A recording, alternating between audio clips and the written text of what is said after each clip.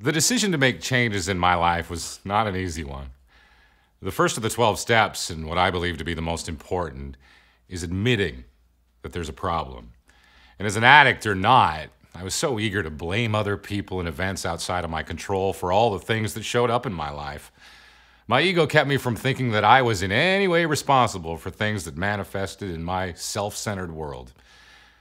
Once I started to accept the idea that I hold the power to create what I want and stop letting others do the creating for me, a whole new world opened up to me.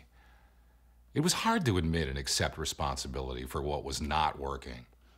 Over the years, I've come to discover if I look deep enough within, I can find my responsibility in everything. The ego sure doesn't like that.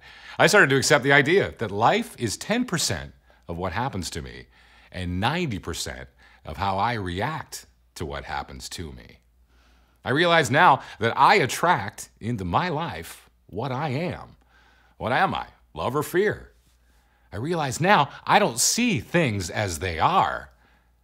I see them as I am. When I take responsibility for my life and stop leaving it up to others, that is where my power lies. My power to change. I can't control anything but me. I can control the way I react.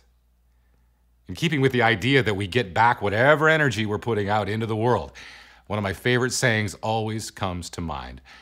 How people act is their karma. How I react is mine. However, change can only come when I accept and admit my faults. When we get honest with ourselves and take the ego out of play by admitting the problem, we're actually 50% of the way to changing the problem, just by admitting. That's a pretty great first step. Was it easy for me to admit I was an emotional abuser? No way.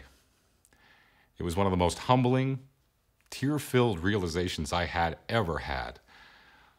I wanted to throw myself in jail. I had no idea I was capable of abuse of any kind. I was living in fear and seeing how that affected others close to me. It was safe to say I am now as far from being an emotional abuser as I can get, but I would never, ever have gotten to this loving place without swallowing my pride and admitting it. I could never change something as long as I was denying it was there.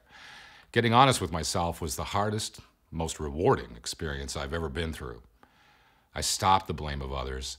I stopped being a victim of others. I started to open the door to my happiness the other way, inward. Happiness is an inside job. I want to share with you the one trick I carry with me every day as much as I possibly can.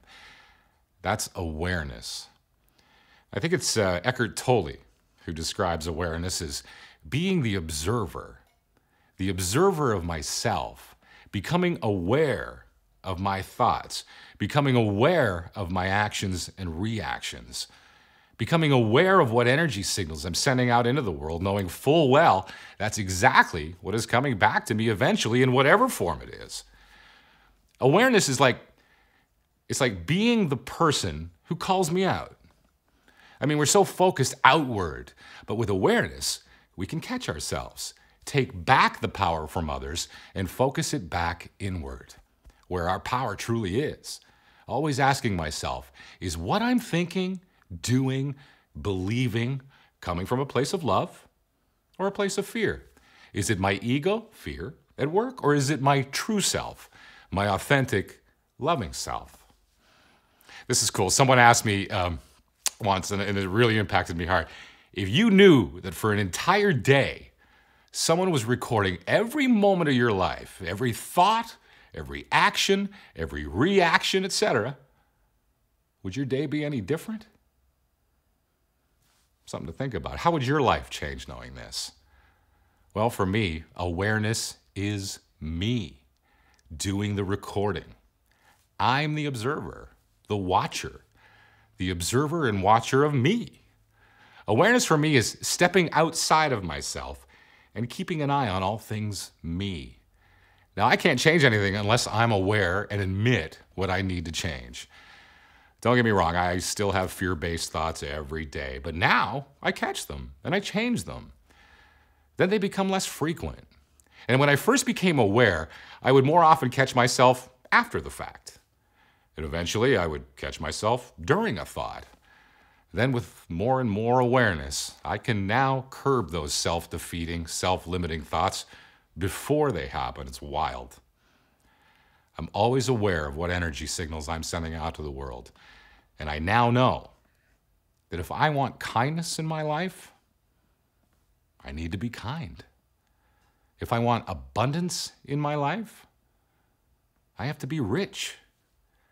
If I want to be given things, I need to be giving. If I want happy people in my life, I have to be happiness. If I want love in my life, I have to be loving. If I want gratitude in my life, I have to be thankful. I could go on, but you get the idea. Be the change you want to see in your life. Be what you want to see. Be love. In other words, be the person your dog thinks you are. Peace.